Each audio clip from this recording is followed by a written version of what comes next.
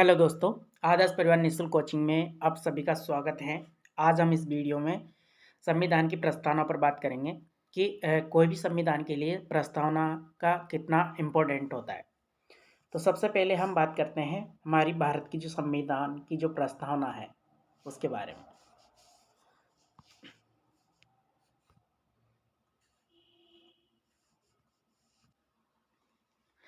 साथ ही हम देखेंगे कि जो संविधान के जो कठिन शब्द हैं उन पे भी विस्तार से चर्चा करेंगे। तो सबसे पहले हम भारतीय कॉन्स्टिट्यूशन की जो प्रेम्बल है उस पर बात करते हैं। तो हम देखते हैं कि जो हमारी प्रेम्बल है हम भारत के लोग से स्टार्ट होती है। We the people of India, मतलब कि हम भारत के लोग भारत को एक संपूर्ण प्रभुत्व संपन्न समाजवादी पंथ निरपेक्ष लोकतंत्रात्मक गणराज्य बनाने के लिए तथा उसके समस्त नागरिकों को सामाजिक आर्थिक राजनीतिक न्याय विचार अभिव्यक्ति विश्वास और धर्म की उपासना स्वतंत्रता प्रतिष्ठा और अवसर की समानता प्राप्त कराने के लिए तथा उन सब में व्यक्ति की गरिमा और राष्ट्र की एकता तथा अखंडता सुनिश्चित करने वाली बंधुता को बढ़ाने के लिए दृढ़ संकल्पित होकर अपनी संविधान सभा में आज तारीख 26 नवंबर 1949 को द्वारा इस संविधान को अंगीकृत अधिनियमित और आत्मर्पित करते हैं। तो सबसे पहले हम बात करेंगे कि हम भारत के लोग यानी we the people of India की जो हमारी संविधान की जो प्रस्तावना है वो सबसे पहले शुरू होती है, वो होती है हम भारत के लोग, यानी कि भारत के जो संविधान का निर्माण हुआ वो जनता ने किया तथा इसके प्रतिनिधित्व के माध्यम से शासन करती है। मतलब जो जनता है वो इसी के माध्यम से शासन करती है। भारतीय संविधान का स्रोत ही क्या है? जनता है। उसके बाद में हम देखते हैं कि प्रभुत्व संपन्न, इसका मतलब यही होता है कि देश को बाहरी एवं आंतरिक जो मामले हैं किसी भी देश से मित्रता या संधि या किसी भी संगठन में शामिल होना है या नहीं, ये निर्णय देश का प्रमुख लेगा। यानी कि हमारा देश एक सक्षम देश है, बाहरी और शक्ति देश की जो सरकार है वो आदेश नहीं दे सकती, यानी कि जो आंतरिक और बाहरी मामले हैं उसका स्वयं निर्णय लेगा। हमारा देश एक सक्षम देश है। दूसरी बात हम बात करते हैं समाजवादी। समाजवादी का मतलब ये है कि समाजवादी व्यवस्था में उत्पादन के साधनों पर सरकार का नियंत्रण होता है। सरकार संसाधनों का उपयोग सामाजिक हित में करती है। सरकार अपनी आर्थिक नीति को इस प्रकार संचालित करती हैं जिससे समाज में धन उत्पादन के साधनों के स्वामित्व नियंत्रण पर किस प्रकार नियंत्रण होगी, इससे सर्व समाज का कल्याण हो तथा सामाजिक और आर्थिक असमानता कम हो। इस पर हमारा जो संविधान है वो काम करता है। दूसरा हम देखते हैं पंथ निरपेक्ष। जो हमारा संविधान है वो हमें धर्म की आज़ादी देता है। जैसा कि राज्य का कोई धर्म नहीं होगा, वे सभी धार्मिक मान्यताओं और आचारों का सम्मान आचरणों का सम्मान देता है। सभी धर्मों को फलने फूलने की आज़ादी देता है। हम सभी नागरिकों को किसी भी धर्म को मानने एवं पूरी स्वतंत्रता एवं प्रचार करने की आज़ादी भी हमें देता है। और साथ ही राज्य का कोई धर्म नहीं होगा। दूसरा हम बात करते हैं नेक्स्ट लोकतंत्रात्मक, यानी जनता अपने प्रतिनिधियों को चुनती है और जनता द्वारा निर्वाचित प्रतिनिधि देश का शासन चलाते हैं जो जनता के प्रति उत्तरदायी होते हैं। ये सरकार कुछ नियमों के अनुसार काम करती हैं, यानी कि जनता का शासन जनता द्वारा जनता के लिए। नेक्स्ट उसके बाद में हम बात करेंगे गणराज्य, यानी विश्व में दो प्रकार के लोकतंत्र होते हैं, एक वंशानुगत दूसरा लोकतंत्रात्मक गणराज्य। वंशानुगत लोकतंत्र में राज्य का प्रमुख वंशानुगत होता है जैसे ब्रिटेन, और लोकतांत्रिक गणराज्य में राष्ट्र का प्रमुख जनता द्वारा चुना जाता है एक निश्चित अवधि के लिए, जैसे कि हम भारत का और अमेरिका। उसके बाद में हम न्याय की बात करेंगे। तो हमारे संविधान में 3 प्रकार के न्याय की बात की गई है, सामाजिक आर्थिक और राजनीतिक। यानी सामाजिक, अब सामाजिक न्याय तो सभी नागरिकों को जाति लिंग धर्म वंश जन्म जात के आधार पर भेदभाव किए बिना विकास के समान अवसर उपलब्ध कराना, अगर कमजोर वर्ग को विकास के समान अवसर उपलब्ध नहीं हो पाते तो राज्य उनके लिए विशेष योजनाएं एवं विशेष प्रावधान बनाएगा जिससे कि वे समाज की मुख्य धारा से जुड़ सके। दूसरा हम देखते हैं आर्थिक न्याय। समाज के सरकार के उत्पादन के संसाधनों का वितरण सभी वर्गों में हो तथा संसाधनों का उपयोग सार्वजनिक हित में किया जाए तथा राज्य अपनी आर्थिक नीति को इस तरह लागू करे कि जिससे कि लोगों की आवश्यकताओं की पूर्ति हो सके।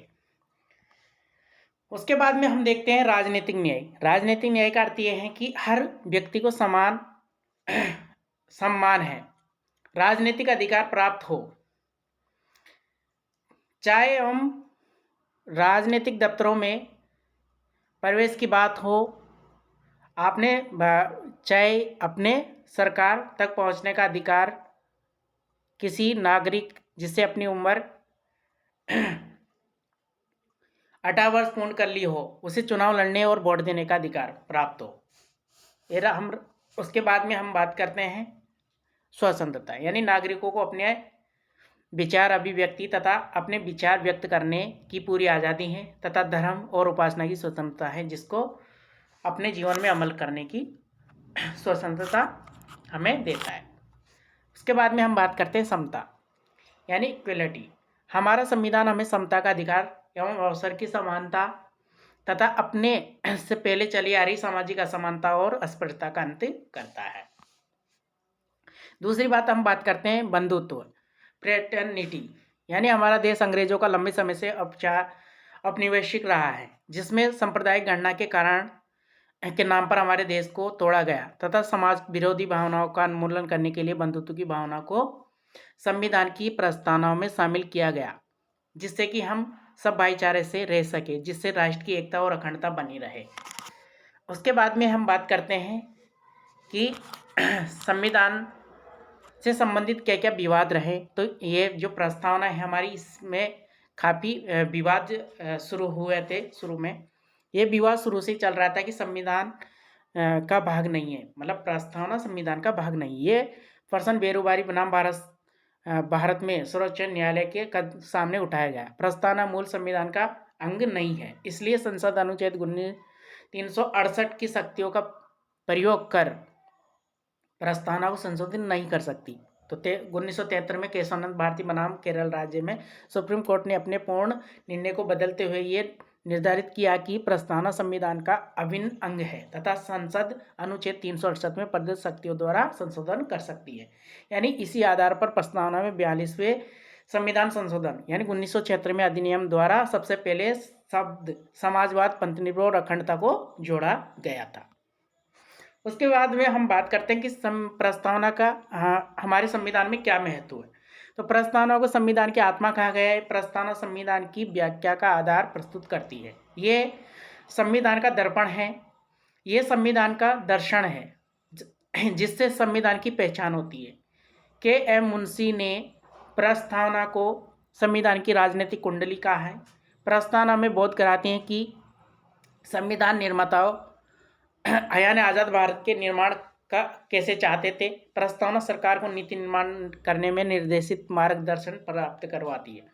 दूसरा हम कह सकते हैं कि प्रस्तावना होना आदर्श एवं लक्ष्यों का वर्णन करती है जिसे प्राप्त करना ना भारत यानी सरकार का उद्देश्य जनता सरकार के कार्यों का निष्पक्ष मूल्यांकन कर सकती है कि सरकार ने इन लक्ष्यों को प्राप्त करने हेतु कितना सार्थक प्रयास किया है। प्रस्तावना प्रत्येक नागरिकों को अपने व्यक्तित्व विकास हेतु न्याय आवश्यक तत्वों का उल्लेख करती हैं जिससे समता, समानता और न्याय प्रमुख तथा बंधुत्व की भावना को बढ़ाकर राष्ट्र की एकता और अखंडता को सुनिश्चित करती हैं। उसके बाद में प्रस्तावना किसी भी संविधान की आत्मा होती है। ये अगर हम किसी भी देश के मतलब अगर हम प्रस्तावना को पढ़ते हैं तो संविधान को समझने में काफ़ी हमें आसानी होती है। हम संविधान की जो प्रस्तावना के जो शब्द हैं अगर उन्हें हम अच्छे से समझ लेते हैं तो संविधान को अच्छे से हम समझ सकते हैं। यानी कि प्रस्तावना हम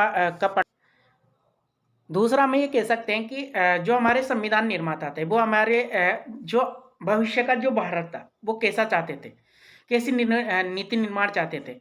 कैसी सरकार चाहते थे, इसके मतलब इसका उल्लेख हमें प्रस्तावना में देखने को मिलता है। उनकी जो विचारधारा थी वो किस और मुल्क और भारत को कैसा बनाना चाहती थी, ये हमें प्रस्तावना में देखने को मिलता है। तो दोस्तों, कैसा लगा हमारा ये आज का लेक्चर? हमारी इस वीडियो को लाइक और शेयर करें। ऐसे ही मिलते हैं नेक्स्ट वीडियो में। संविधान का ऐतिहासिक विकास, संवैधानिक विकास पढ़ेंगे। मतलब 1773 से लेकर 1949 हमारा संविधान कैसे बना, यहाँ तक पूरा इस पर नेक्स्ट वीडियो में डिस्कस करेंगे। तो मिलते हैं बहुत जल्द।